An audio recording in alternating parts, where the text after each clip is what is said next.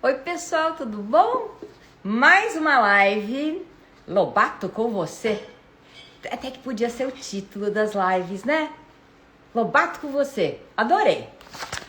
Oi, Mildred, tudo bom? Então, essa live, a minha convidada de hoje é a Sônia Travassos. Oi, pessoal do Consul. Oi, Álvaro, tudo jóia? Então, hoje a nossa live é com a Sônia Travassos, que foi uma das curadoras que me ajudou a organizar, oi Isaac, o evento 100 anos de Narizinho. Oba, Sônia está lá. Vamos chamar a Sônia para participar.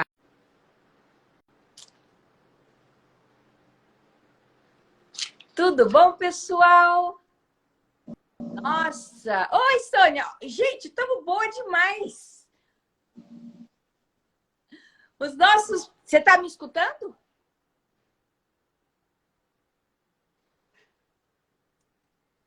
Então, oi, pessoal que está chegando, tudo bom? Eu acho, Sônia, que você está congelada. Acho melhor você sair e entrar.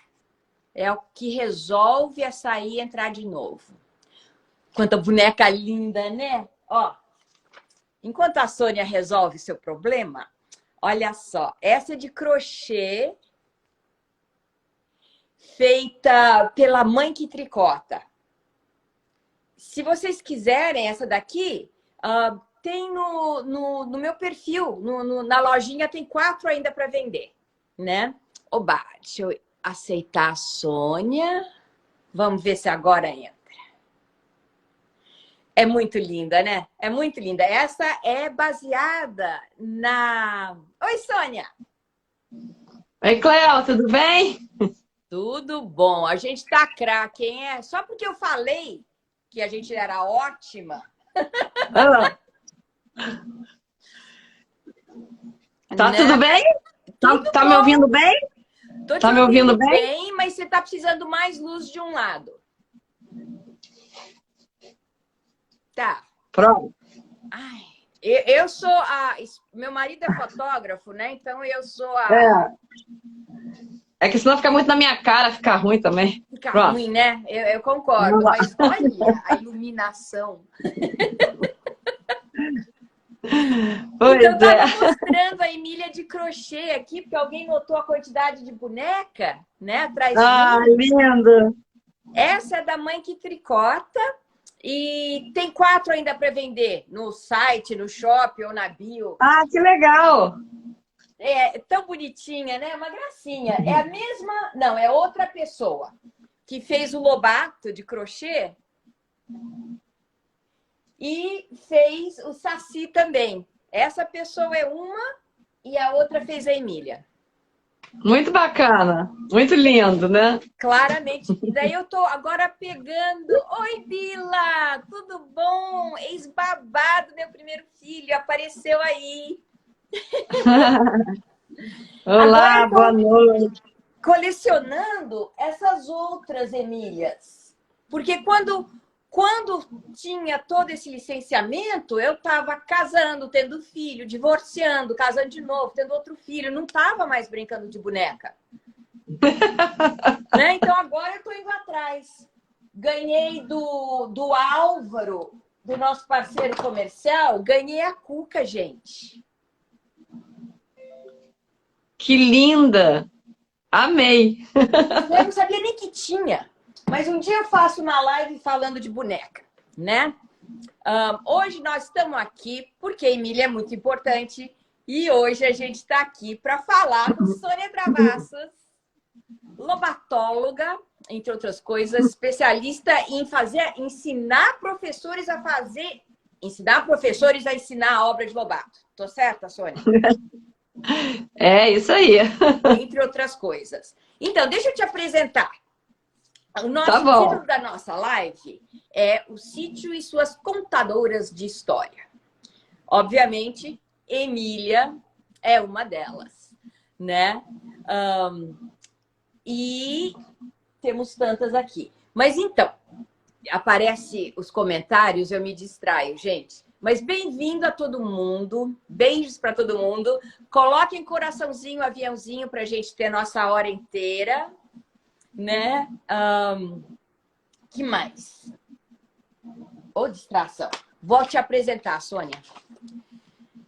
Maiara, tudo bom, Maiara? Então, a Sônia me ajudou a organizar o evento 100 anos de Narizinho e em dezembro de 2020. E a gente se conheceu na internet, não foi, Sônia? Foi na internet. Você viu umas postagens minhas falando da obra do Monteiro Lobato, aí você me procurou, eu te procurei, sei lá. E aí a gente começou a conversar, ficar amiga, né? Pois é, Fizemos várias lives e fizemos o evento, né?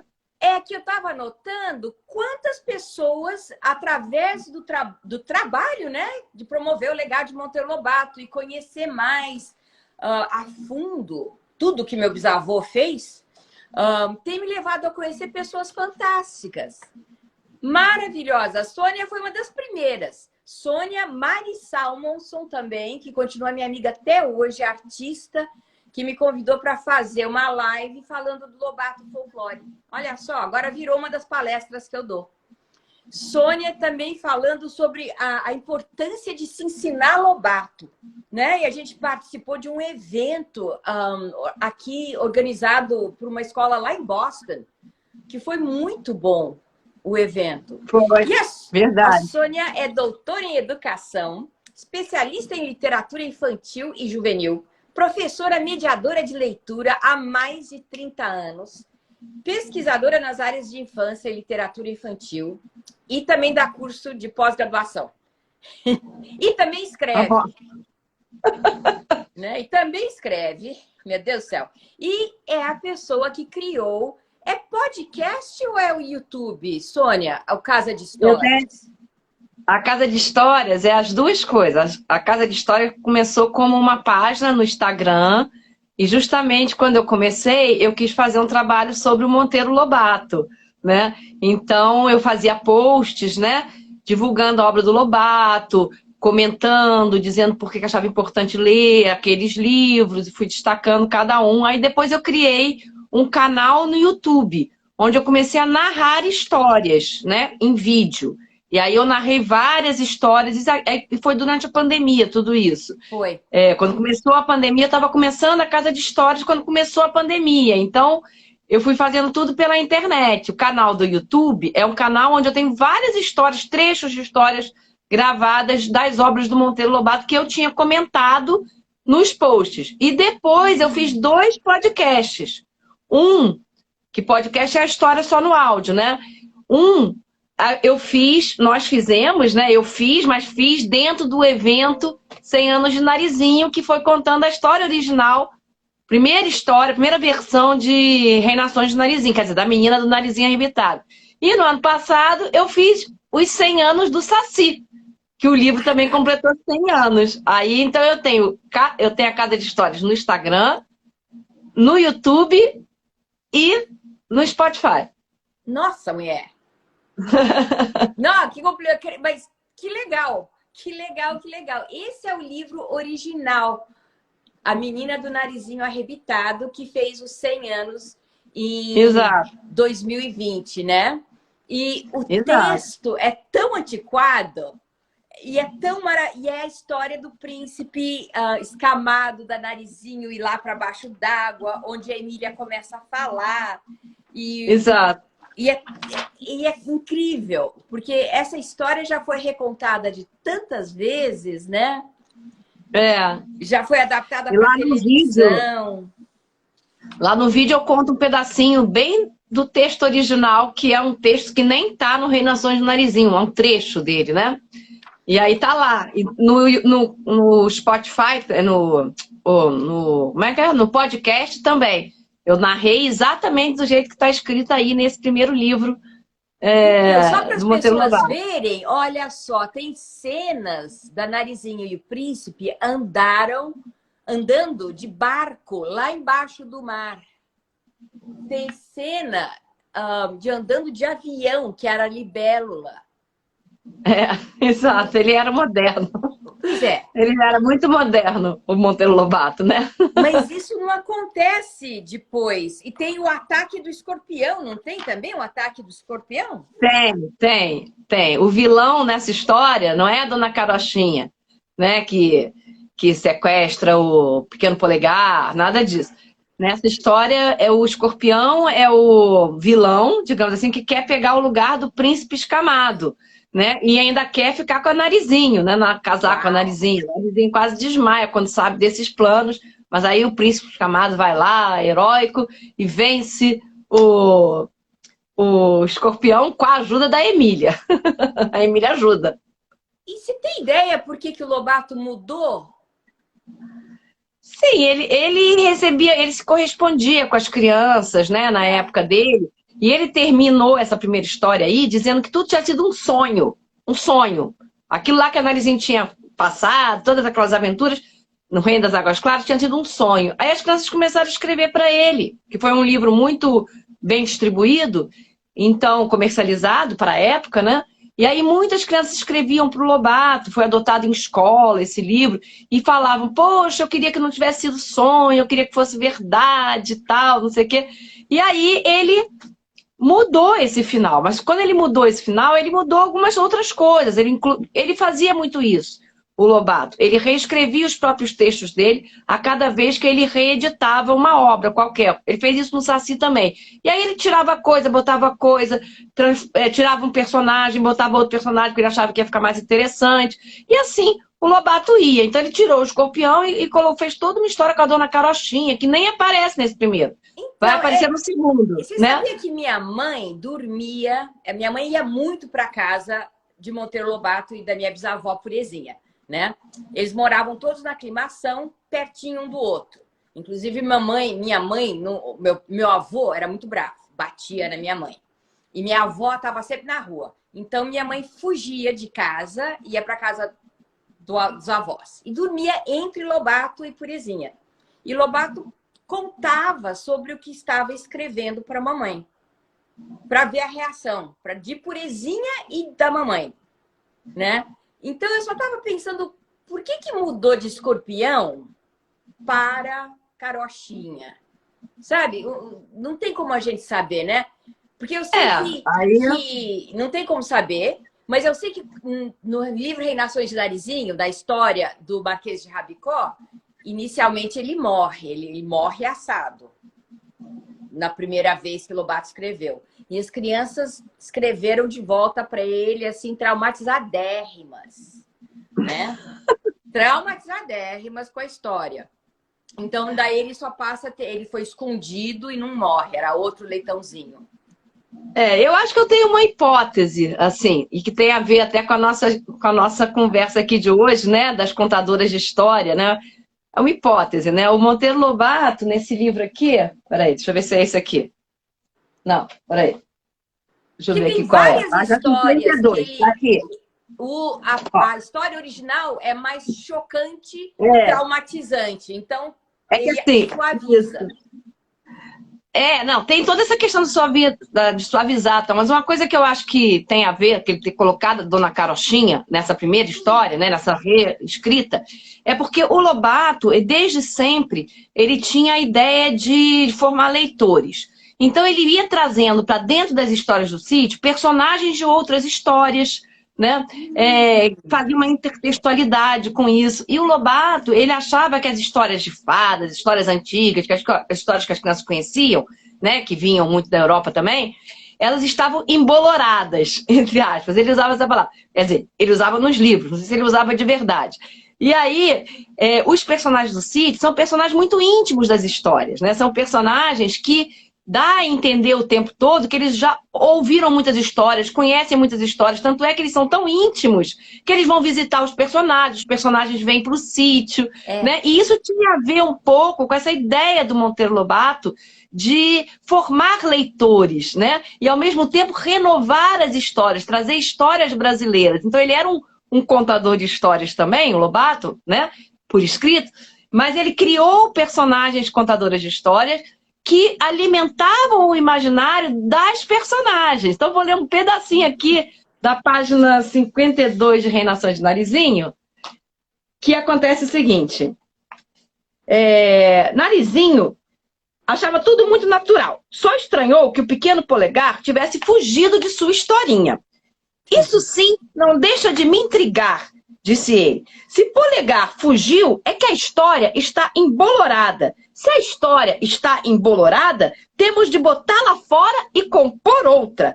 Há muito tempo que ando com esta ideia, fazer todos os personagens fugirem das velhas histórias para virem aqui combinar conosco outras aventuras. Que lindo, não? Nem fale, Pedrinho, exclamou a menina pensativa. O que eu não daria para brincar nesse sítio com a menina da capinha vermelha ou com a Branca de Neve. Ah, eu só queria pilhar cá o Aladim da Lâmpada Maravilhosa para tirar a prosa dele, ajuntou Pedrinho, que voltara da cidade com fumaças de valentia. E eu só queria a Capinha. Capinha é Chapeuzinho Vermelho. Tenho tanta simpatia por essa menina, aqueles lobos que ela costumava levar para a vovó, que o lobo comeu. Que vontade de comer daqueles lobos, um daqueles lobos. Uma voz conhecida veio interrompê-los. Narizinho, Pedrinho, o café está na mesa! Então a gente já vê nesse iniciozinho aqui, né, de Reinações de Narizinho, que ele... os personagens dele, né, Narizinho e Pedrinho, são íntimos, na Emília, dos personagens das histórias antigas, de várias histórias, Chapeuzinho Vermelho, Branca de Neve, Aladim, citam vários, né? Então, acho que isso tem um pouco a ver com essa ideia, né, de que no sítio, os personagens, eles ouvem muitas histórias lidas, contadas, né, narradas, e isso é muito interessante, né? Muito. Sônia, a gente pulou direto no nosso tema. Deixa eu voltar um pouquinho para trás e dizer que o nosso tema são as contadoras de história, né? Que aparecem no Sítio do Capão Amarelo. Que a Sônia é uma fantástica contadora de história e tem o canal de YouTube, podcast no Instagram. E tem um rapaz que escreveu um negócio lindo aqui, Sônia. Rapaz, ou não, Alessandra, uma moça que me disse que quando era criança enterrou um sabugo de milho. Achou que ia nascer um visconde. Enfim, nasceu um lírio, que meu pai amava e se renova todos os anos até hoje. Ai, que lindo! Parece uma história. Parece não, é uma história. Parece não, é, né?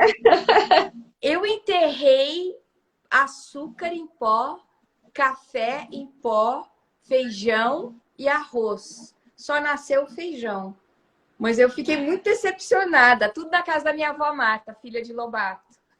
Eu também, eu gostava da história do João e Pé de Feijão. Nunca me esqueci dessa história. Eu achava linda aquela história dos feijões mágicos. Então, muitas vezes, eu peguei feijãozinho, coloquei assim no algodão para crescer, e eu passava a noite assim, sem brincadeira, eu me lembro disso até hoje. Eu passava a noite assim, falando assim, será que amanhã de manhã esse pé de feijão vai ter nascido e vai me levar lá naquele castelo dos gigantes? Eu juro por Deus que eu ouvia, que eu pensava isso quando eu era pequena. Muito legal, né?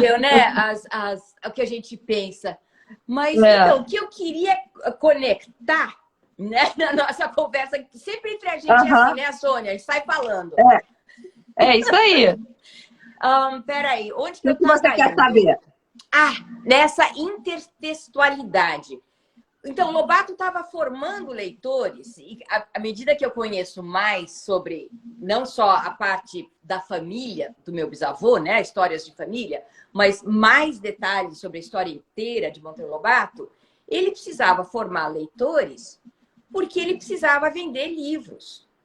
Era um problema de assim, ele precisava ter quem comprasse o livro. Olha só a cabeça de alguém que tem um problema desse tamanho e vai atrás para formar leitores.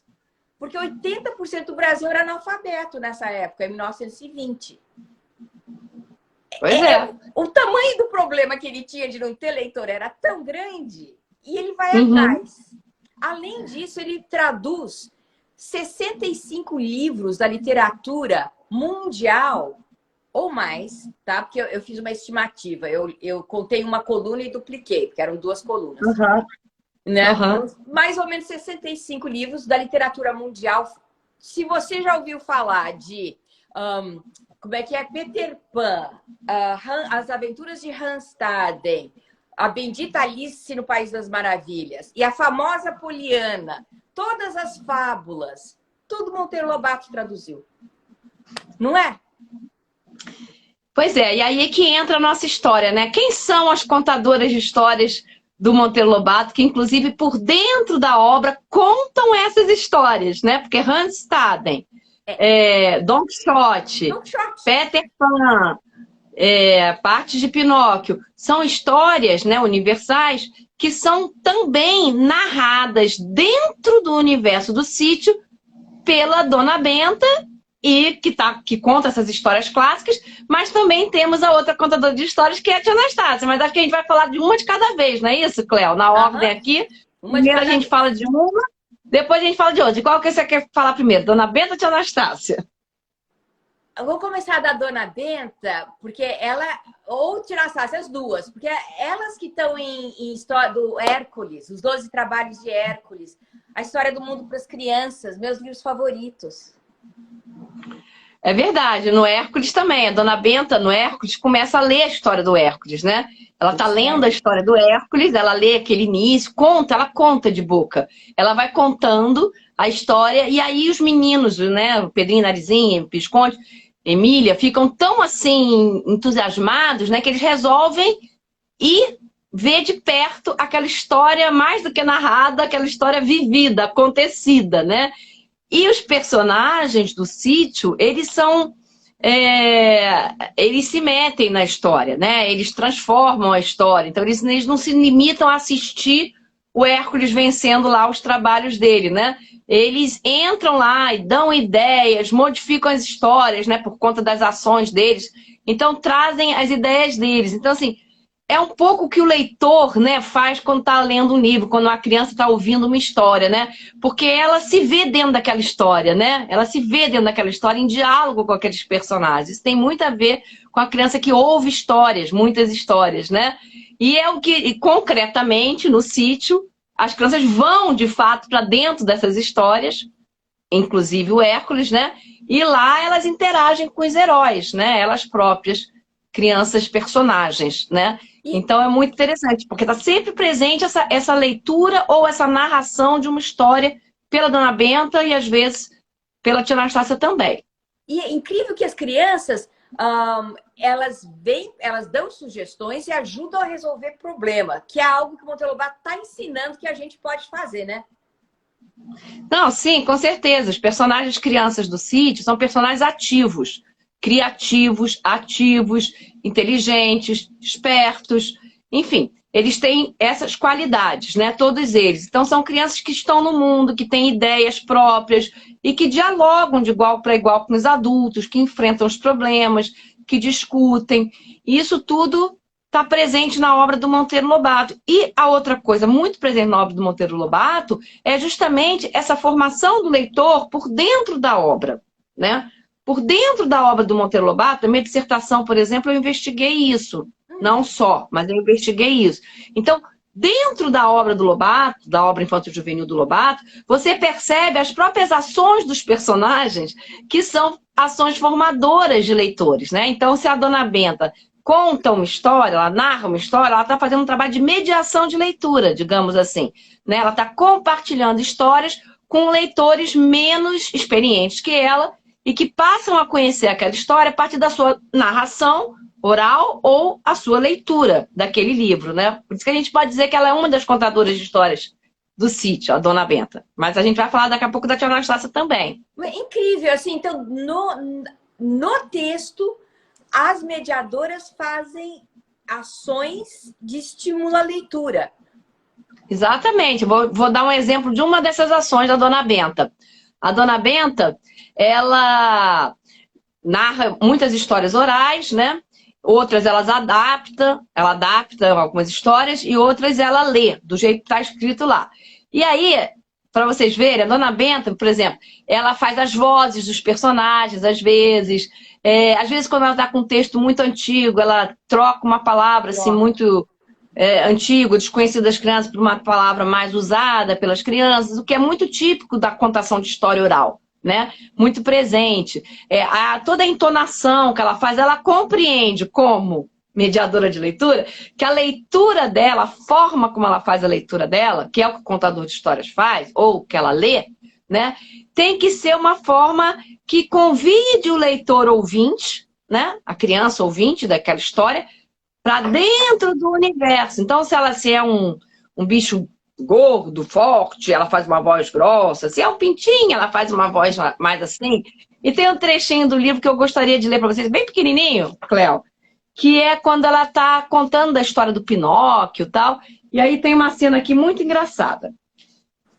Que a Narizinho fala assim: leia da sua moda, vovó. A moda de Dona Benta, ler, era boa. Ela lia diferente dos livros. Como quase todos os livros para criança que há no Brasil são muito sem graça, isso é lá em 1900 e pouco, né? 20. Cheios de termos do tempo do onça, ou só usados em Portugal, a boa velha lia traduzindo aquele português de defunto em língua do Brasil de hoje. Onde estava, por exemplo, lume, ela lia fogo. Onde estava lareira, ela lia varanda. E sempre que dava com botou ou comeu, lia botou ele, comeu ele. E ficava o dobro mais interessante. Como naquele dia os personagens eram da Itália, Dona Benta começou a remedar a voz de um italiano galinheiro que às vezes aparecia pelo sítio em procura de frangos. E para Pinóquio, inventou uma vozinha de taquara rachada, que era direitinho como o boneco devia falar.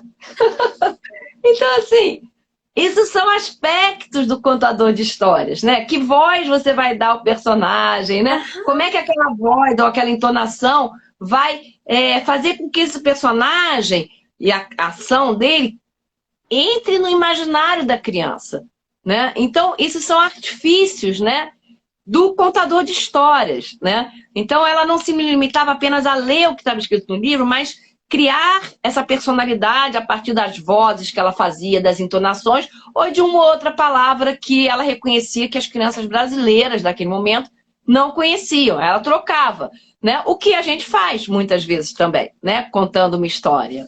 Então, a Dona Benta é incrível, assim. Tem outras coisas para falar sobre a Dona Benta, mas vou passar a palavra para a Cléo agora primeiro.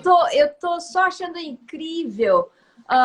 Eu tinha esquecido desse trecho, uma hora que você leu, eu lembrei direitinho. E eu estou só imaginando como o Lobato é um prato cheio para professores ensinarem na escola. Para aprenderem a ensinar. Né? Para aprender a ensinar. Porque ele ensina como ensinar, ele ensina como mediar. Exato. Cada vez eu acho assim, pô, esse cara era mais genial ainda do que eu já sabia. Exatamente. Na minha dissertação, né, que eu defendi em 2013, 2013, eu discuti bastante essa questão da leitura por dentro da obra do Monteiro Lobato, né? E a gente vê diferentes questões aí da Dona Benta, mediadora de leitura, contadora de histórias, né? Uma é essa questão da própria performance da leitura ou da contação, com ou sem o livro, essa performance de como ela diz aquele texto, né? Como ela expressa aquele texto. Essa é uma questão. Outra questão muito presente na hora que a Dona Benta conta história é que, assim, às vezes ela opta por narrar a história de boca e não ler como está no livro. Por exemplo, isso acontece em Dom Quixote das Crianças. Né? Em Dom Quixote das Crianças, como bem analisa a professora Marisa Lajolo e muitas outras pessoas depois que Marisa Lajolo escreveu sobre isso também escreveram, a Dona Benta, ela está diante de um clássico, eles querem ler o Dom Quixote, mas eles pegam um livro a Emília pega um livro muito grosso, que é o original, e quando a Dona Benta começa a ler, fazendo entonação, tudo, as palavras são muito difíceis para eles ainda, né? Então, a Emília logo é a primeira a dizer que se é para ouvir aquilo, ela vai embora. Ela fala, se é para ouvir isso, eu vou embora. Ela fala, se é para ouvir isso, eu vou brincar lá fora com o Rabicó. Aí a Dona Benta, contadora de histórias, leitora de histórias, quando vê que o seu público vai embora, ela resolve, naquele momento, que ela vai narrar de boca a história do Dom Quixote.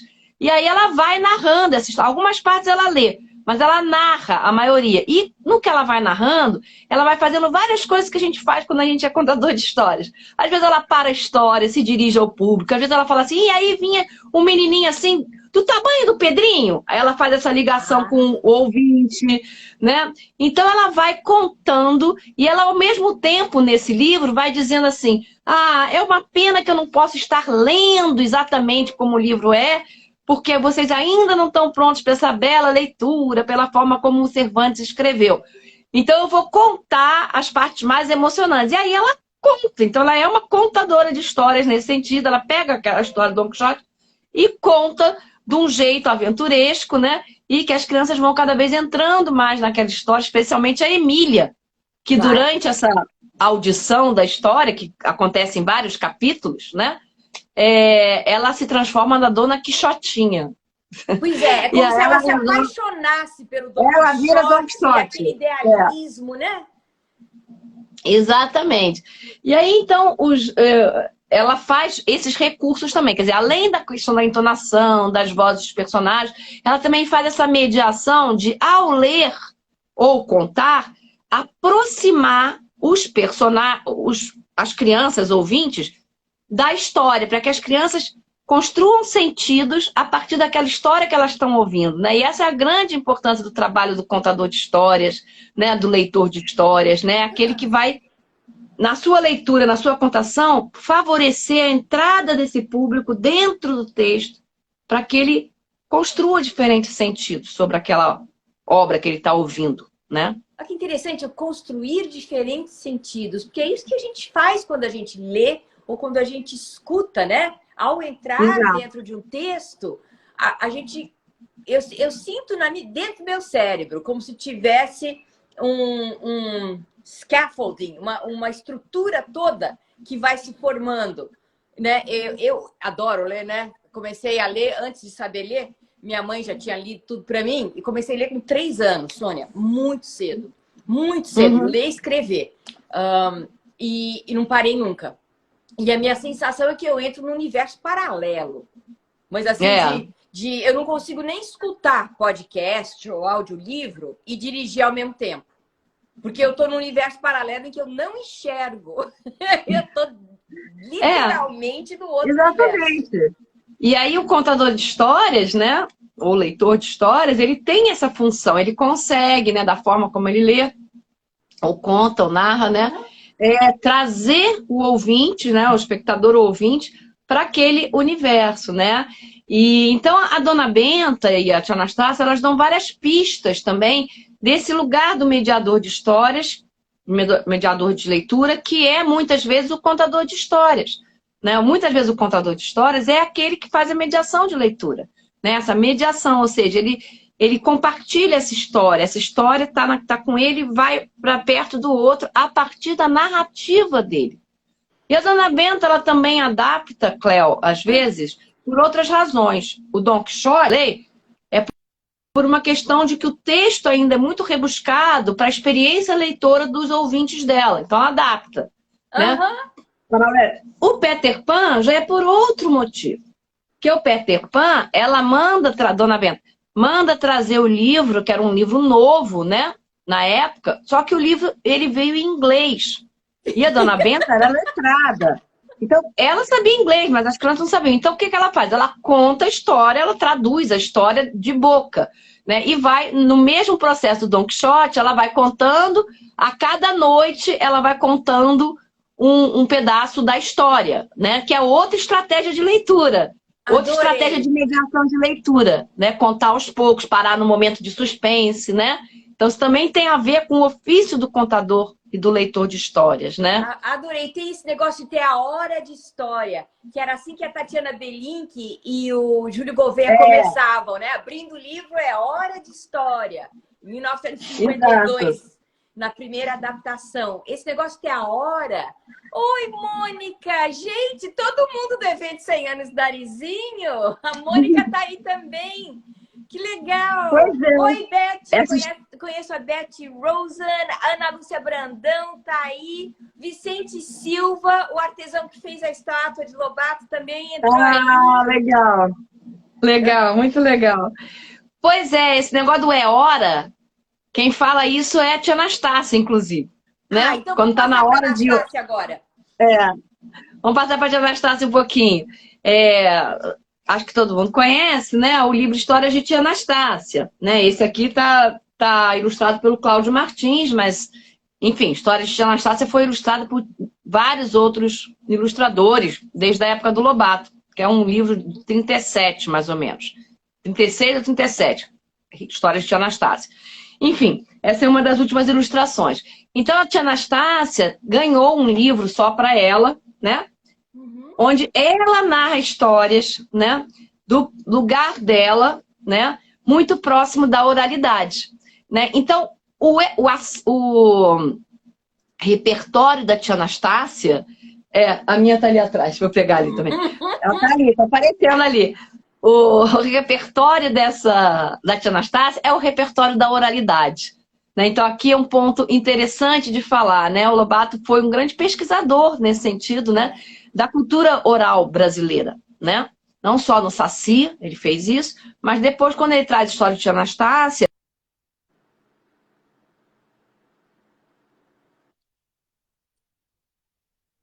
O negócio ficou... Falei, gente, socorro! Mas tá aqui de novo.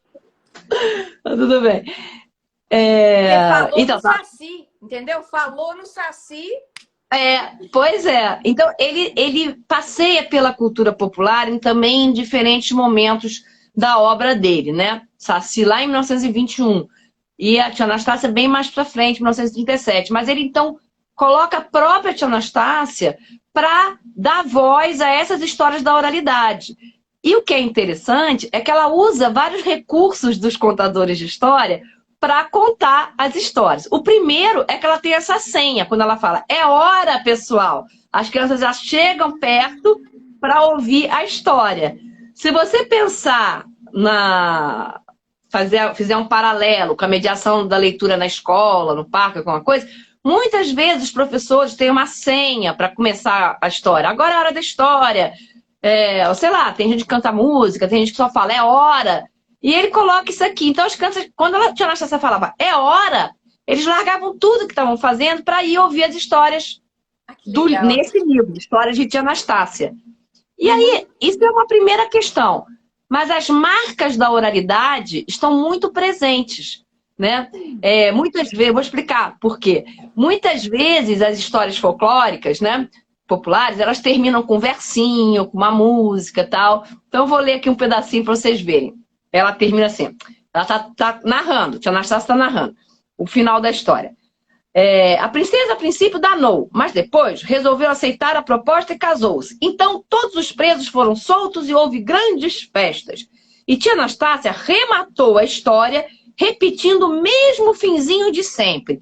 E eu lá estive e trouxe um prato de doces que caiu na lareira. Entrou por uma porta, saiu por um canivete. Manda o rei, meu senhor, que me conte 7. Aí ela conta exatamente como os contadores da oralidade, né? Que vão contando as histórias, que tem esses versos, que um vai passando para o outro, né? Vai botando um ponto a mais, por isso quem conta um ponto aumenta um ponto. E o que é interessante, né? É que ela traz isso na narração dela, né? Que é uma narração oral, não é uma narração lida, como a Dona Benta muitas vezes faz lida, ou parte do livro, né? Dona Benta muitas vezes conta de boca, mas ela parte do livro. A tia Anastácia não parte do livro, ela parte da cultura oral, das histórias que estão na oralidade. E ela transmite essa história, ela narra essa história tal qual ela ouviu, com todos esses recursos que são da oralidade. Né? Essas músicas no final, então, né? Apesar de ser escrito. Apesar de ser escrito, o Lobato mantém como se fosse oral. Que legal. Exatamente. O Lobato está escrevendo, mas ele está reproduzindo aqui a questão da oralidade. Né? Ele bota a tia Anastácia contando de boca. O negócio caiu aqui, peraí. Acertei aqui.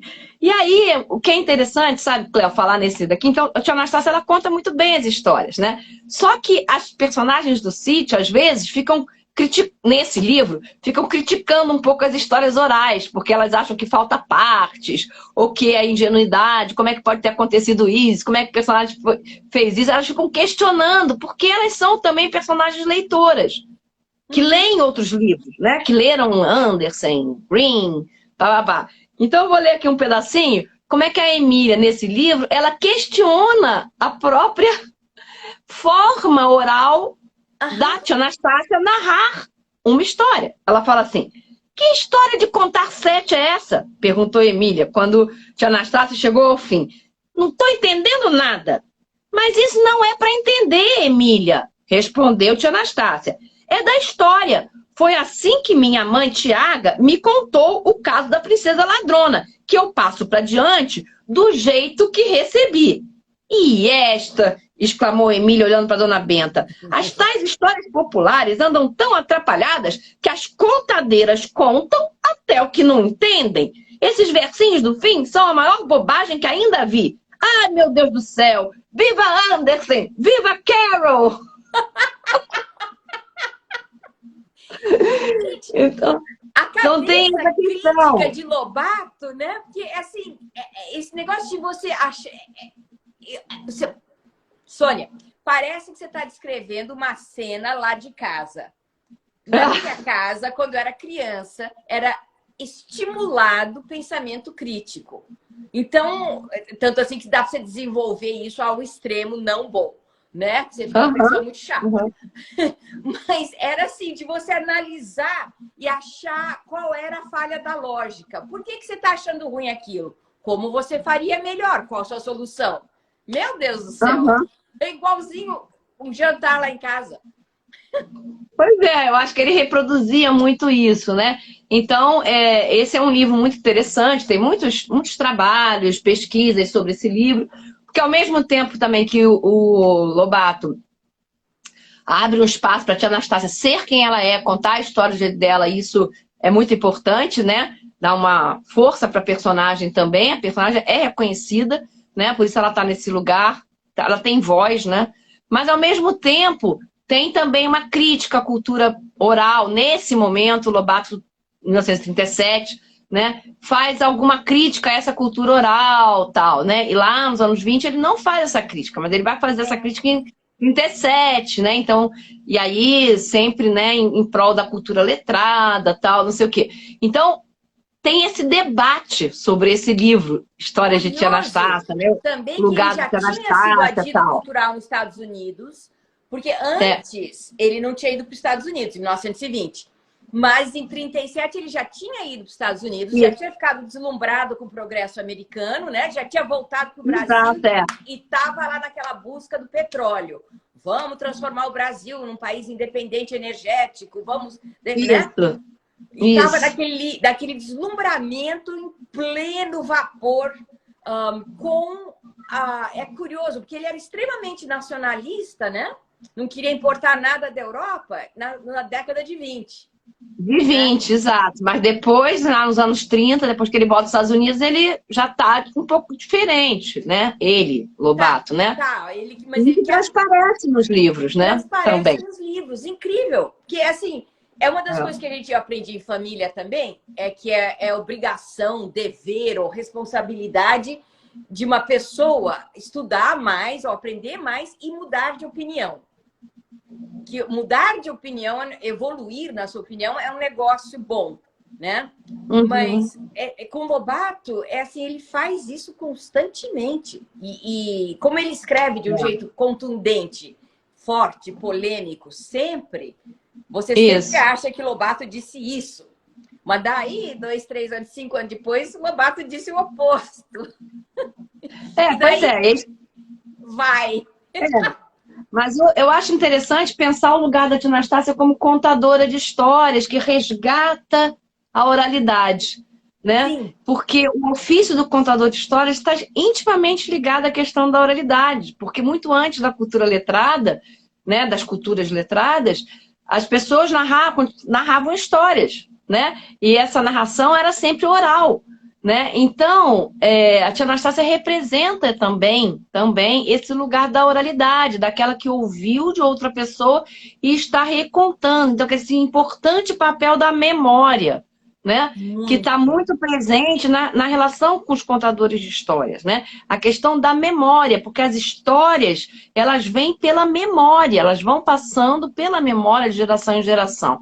Né? Então a tia Anastácia, ela representa, porque ela fala isso, aprendi com a minha mãe e vou contar igual a minha mãe. Não interessa para ela questionar se tem ou não tem sentido. Quem vai questionar isso é a Emília, que vai fazer esse lugar de questionar, né? Porque a literatura oral é ali, ela é passada assim, é assim que ela vai sendo contada de um para o outro, né? E vai permanecendo na cultura porque ela continua fazendo sentido para os leitores, para os ouvintes, né? Então ela continua. Então é importantíssimo o lugar da tia Anastácia como aquela que representa também essa questão da memória presente na oralidade e muitas vezes na boca dos contadores de histórias, né? A gente pensar nos contadores, pode ver que no repertório dos contadores de histórias, a grande maioria do repertório é feita de histórias da oralidade, que hoje estão escritas, Que hoje mas estão nem escritas. sempre estiveram escritas. Você Né? sabe, Então, isso é Sônia, muito interessante. que deixa eu contar para o pessoal que está aí, de repente, que eu tenho um projeto chamado Lobato nas Escolas, que eu faço palestras gratuitas, né, para escolas públicas, estadual, municipal, e já comecei o ano passado, esse ano está mais organizado, tem uma ficha de inscrição no Instagram, lá na bio, né, e eu conto várias histórias. Eu estou fazendo esse trabalho de contação de histórias, por exemplo, em Desmistificando Lobato, ou Introduzindo Lobato, né? Eu mostro como é que, desde os bisavós do Visconde, eu mostro as fotos do álbum de família.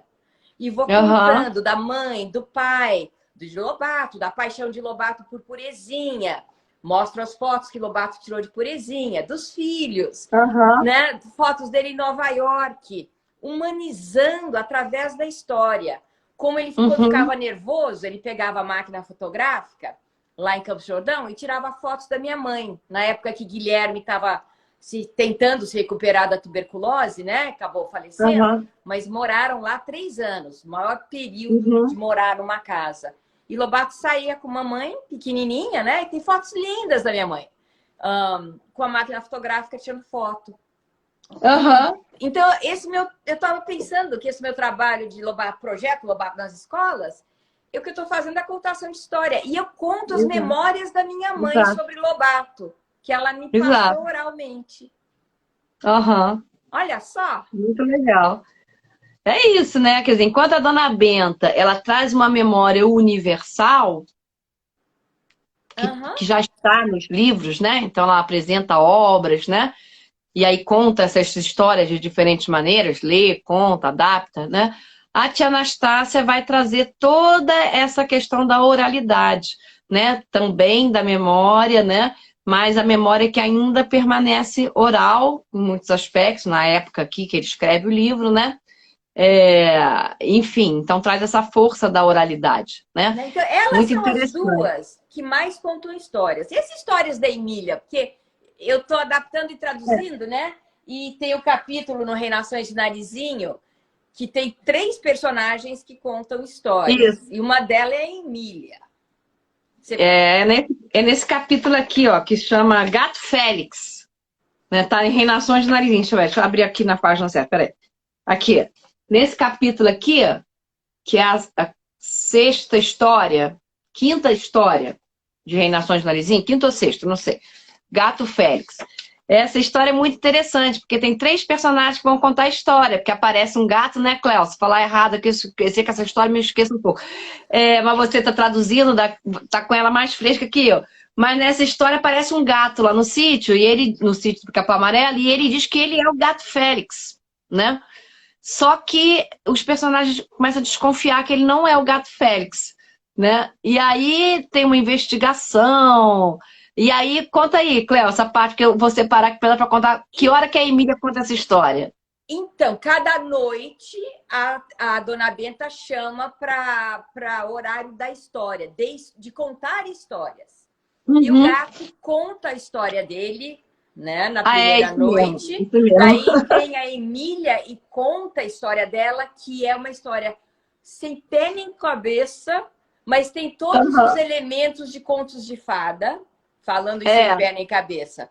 E por último é o Visconde que conta a história de um gato muito safado que se fez passar por gato Félix, mas na verdade era um gato ladrão que tinha comido o pintinho da tia Anastácia. O Ah, é Pinto isso Sura. mesmo. Pinto É isso Sura. mesmo. É, olha só como eles lançam mão da história, né? Então, é isso que você falou, né? Os personagens, quer dizer, o Lobato, na hora que ele escreve, ele lança mão, muitas vezes, essa estratégia dos personagens de contarem histórias, né? É, tudo isso ele está trabalhando nesse projeto dele, né? Que passa a obra de formar leitores, né? De formar leitores. Então, muito legal, porque o Gato Félix vai contar uma história para... Não é o Gato Félix, mas ele quer que as pessoas achem que ele é o Gato Félix, ele vai contar uma história para que as pessoas acreditem que ele é o Gato Félix. Aí vem a Emília com troço maluco, né? Até separei um pedacinho aqui para ler dela, que é muito engraçado, né? E depois, por fim, vem o Visconde que estava investigando. Então, o Visconde estava investigando se ele era, foi descobrir o pelinho, o O fio lá pelo, né? o Fez pelo um do microscópio. pintinho, né?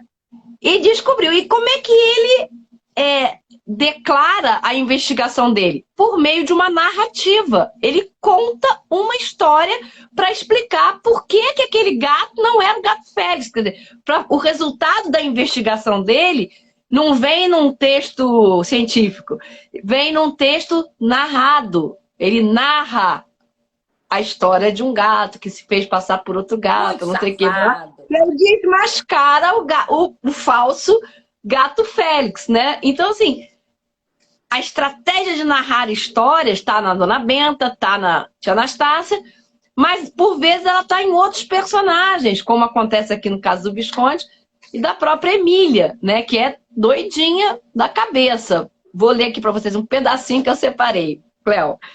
Bem no início, né? E que a Emília, a Narizinho, logo interrompe ela também. Ela fala assim: espere, Emília, não vê que o Visconde e o gato Félix ainda não vieram? Nisso chegou o gato e sentou-se no colo de Dona Benta. Depois apareceu o Visconde, que entrou para dentro da lata. Emília começou de novo. Era uma vez um rei. Eu já sabia que vinha a história de rei, interrompeu o Narizinho. Emília vive com a cabeça entupida de reis, príncipes e fadas. A boneca não fez caso e continuou. Era uma vez um rei, um príncipe e uma fada que moravam juntos num lindo palácio de cristal na beira do lago mais azul de todos. Uma beleza esse palácio, todo cheio de fios de ouro, que quando dava o vento iam para lá e vinham para cá. E quando dava o sol, os cristais e os ouros brilhavam tanto que quem olhava sentia logo uma tontura e precisava agarrar-se a qualquer coisa para não cair. E o príncipe foi e disse, olha a oralidade aí, o príncipe foi e disse: meu pai, quero casar-me, mas as moças daqui não são bonitas, nem boas do coração, de coração. Vou procurar uma pastora bem pobrezinha, mas que tenha um coração de ouro. Vai, meu filho, disse o rei, mas leva contigo a fada do palácio. Sozinho não te deixarei ir.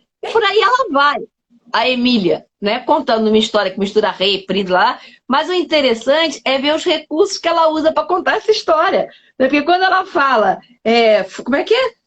Vai, diz, não, cadê o negócio que eu queria mostrar aqui?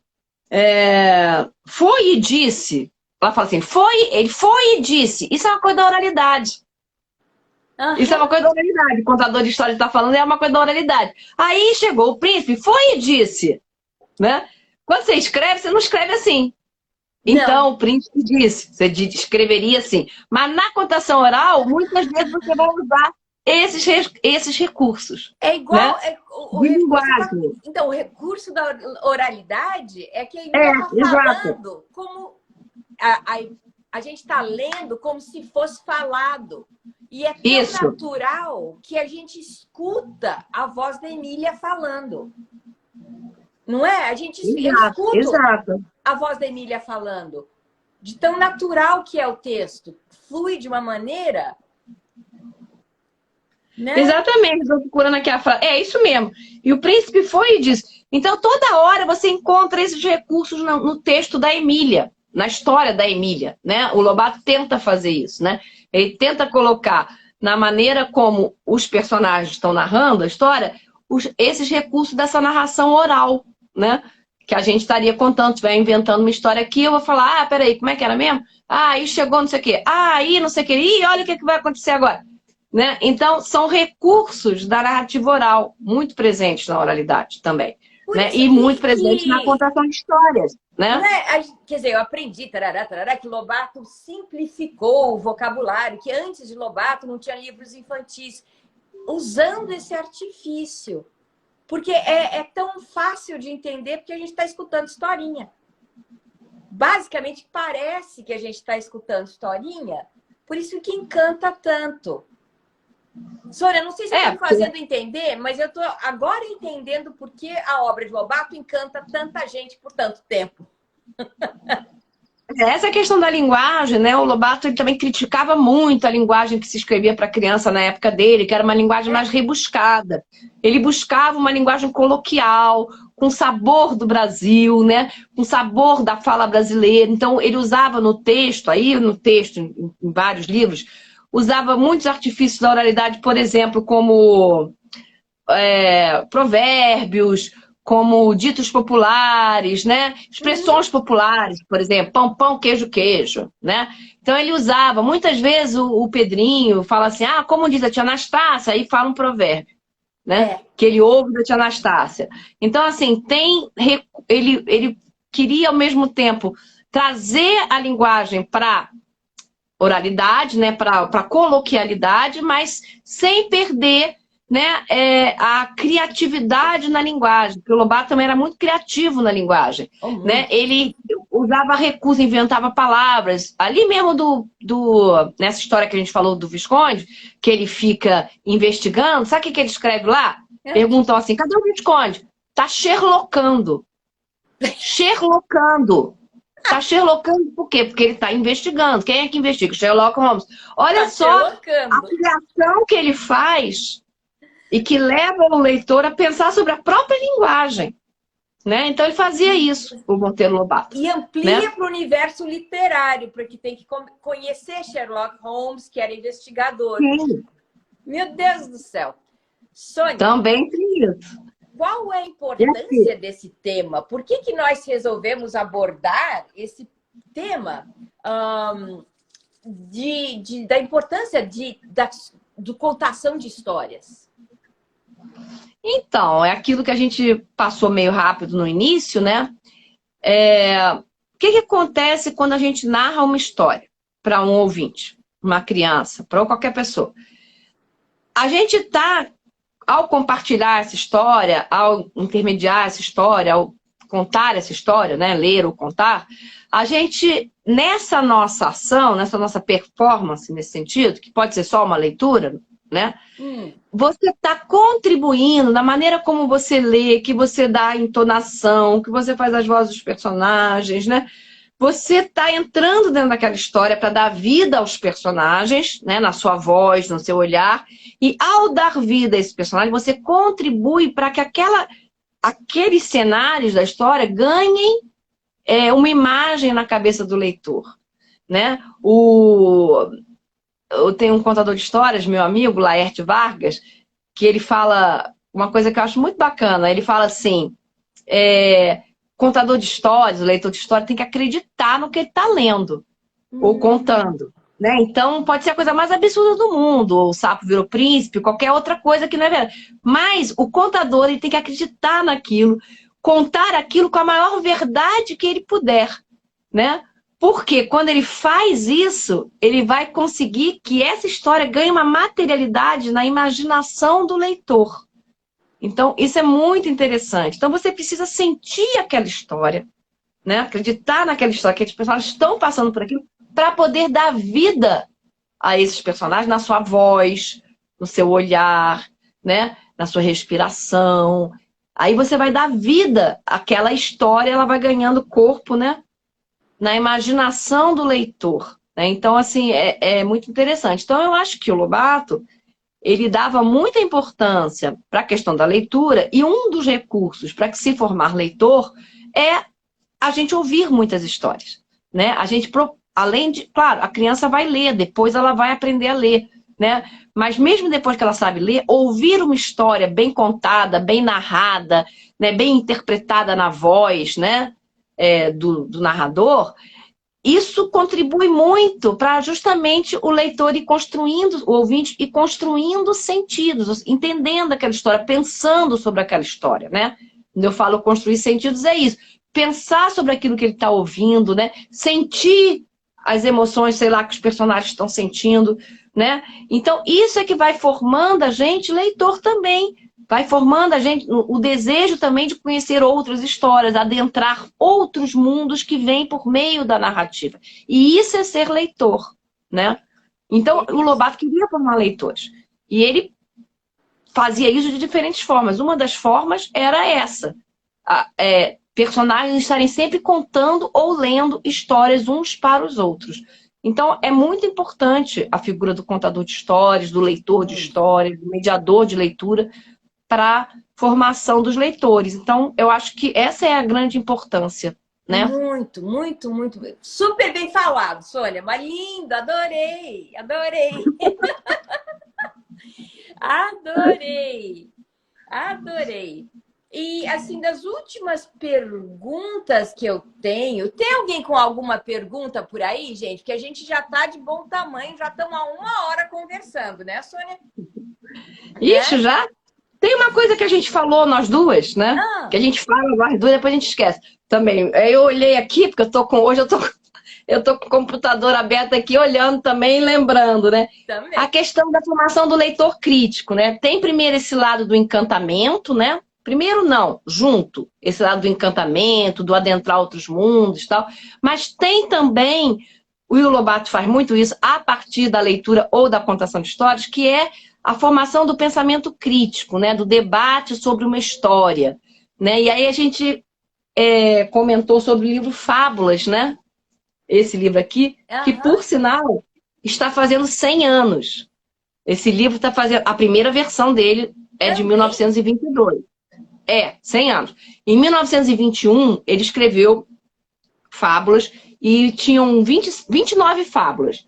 No ano seguinte, 1922, ele botou muito mais fábulas, ficou com 77 fábulas, que é o que tem até hoje aqui. 77 fábulas. E aí, em 1943, como eu escrevi num post que eu fiz no Instagram, no início do ano, no meu Instagram, ele fez a maior lobatice que ele podia fazer, o Monteiro Lobato, que foi o seguinte, porque o livro era assim, eram só as fábulas, sabe? Aí ele incluiu, ao final de cada fábula, um diálogo entre a Dona Benta e as crianças. Então, quando ele faz isso, é como se ele estivesse fazendo uma roda de leitura. Se eu estivesse na escola, eu diria que é uma roda de leitura, ou seja, que todo mundo ouviu o mesmo texto e depois as pessoas debatem aquele texto, né? E o que a gente vai vendo? Que cada um pensa de um jeito, que às vezes eles se identificam com os personagens, às vezes eles criticam os personagens, às vezes eles têm opiniões parecidas, às vezes eles falam opiniões diferentes, né? Um leitor contrapõe a outro leitor. Então, assim, a gente vai entendendo, né, que essas fábulas, no início, elas estão só as fábulas. No final, em 43, ele faz isso, ó. Deixa eu mostrar uma lá para você, uma aqui para vocês. Deixa eu ver se é essa aqui, para vocês entenderem o que eu estou falando, para quem não conhece o livro. Ó, não, peraí, não é esse aqui não. Esse aqui não é tão bom. Deixa eu pegar o melhor aqui. Eu marquei tudo. Agora, quando eu quero o negócio, o que eu quero, eu marco o que eu quero. Ah, tá aqui, vou pegar um aqui. Aí, é assim, aparece a fábula, tá vendo? O Lobo Velho. Nos livros, até 1942, só tinha a fábula. E depois vinha outra fábula. O Rato e a Rã, né? E Pronto, assim ia. Aí, né, quando ele coloca isso, a gente vai entender que é a Dona Benta que está narrando essas histórias, e aí no final as crianças conversam. Então, no final do Lobo Velho, termina com a moral da história. A moral é assim: muito padecem os bons que julgam os outros por si. Aí começa a conversa entre os personagens. Berra a Emília. Bem feito! Uma burrinha dessas, o melhor que podia fazer era o que fez: entrar na boca do lobo. E além disso, ovelha, eu nem considero bicho. Que é então? Perguntou Narizinha admirada. É um novelo de lã por fora e costeletas por dentro. Ovelha é muito mais do que bicho. Não se defende, não arranha, não morde. É só. Não, desculpa. Ovelha é muito mais comida do que bicho. Não se defende, não arranha, não morde. É só bé, bé, bé. Bem feito. Eu gosto das feras. São batatais, urram e é cada unhaço que arranha lanhos de carne do inimigo. Ah, mas o ato da raposa você não pode aprovar, porque foi traição, disse Narizinho. Isso é verdade. Para uma raposa dessas, só tiro na orelha. Vou fazer uma fábula em que a raposa, em vez de sair ganhando, perde. Uma fábula assim. E aí ela vai. E aí eles vão conversando, né? Conversando sobre cada uma dessas fábulas, e aí isso vai Sônia, que a gente conversou sobre isso e eu falei que eu odiava as fábulas. Lembro! Pois é, então eu li a edição que eu li não tinha esse diálogo, por isso. Eu devo ter lido um livro da minha avó, do Monteiro Lobato, porque eu li as coisas lá, né? Primeira, segunda porque edição. Ele só colocou isso em 1943. Ou seja, praticamente toda a vida dele, toda a obra, até ele morrer em 48, era essa versão que eram só as fábulas. Pois é. Só em 43. Era uma chateação as fábulas. Era lição de moral atrás. Outra lição de moral. E eu contei para a Sônia, eu vou contar para vocês aí, o meu trauma, porque minha avó Marta, filha de Lobato, adorava esse livro Fábulas. E lia uma fábula para mim. Foi um trauma na minha vida esse livro. E tinha a bendita fábula da coruja. A coruja que ama os seus filhotinhos. E os filhotinhos são umas coisas horrorosas, né? E a moral da fábula é que o feio bonito lhe parece se você ama. E tem uma frase: aos olhos de quem ama, o feio bonito lhe parece. E eu entendi que minha avó dizia para mim que eu era bonitinha só porque ela era minha avó, que ela estava mentindo. Mas foi um trauma na minha vida o livro, mas é muito melhor com essa discussão das crianças, dos personagens. Resolve todo o problema. E essa é uma estratégia, né, que muitas vezes pode acontecer quando a gente conta uma história, né? Colocar a história em debate, conversar, ver como cada ouvinte daquela história, né? Pensou aquela história, né? Entendeu, sentiu, o que faria no lugar do personagem, o que gostou, o que não gostou. Deixar as crianças falarem também sobre como que aquelas histórias bateram nelas, né? E isso, quem conta história, quem narra história na escola ou fora da escola, pode estar sempre proporcionando também essas conversas, né? Sobre como cada um pensou e sentiu aquela história narrada lá, né? Então, acho que essa é a grande importância, né? De contar histórias, dividir histórias, compartilhar histórias, né? E abrir para o diálogo. E abrir para o diálogo, exatamente. Muito legal. Sônia, nós já estamos com 1h10. Eu queria agradecer. É sempre um prazer falar com você, mulher. Deixa eu pegar minha tinta pra gente fazer um tintim aqui, peraí. Tá bom. Pra gente... Tintim. Clique.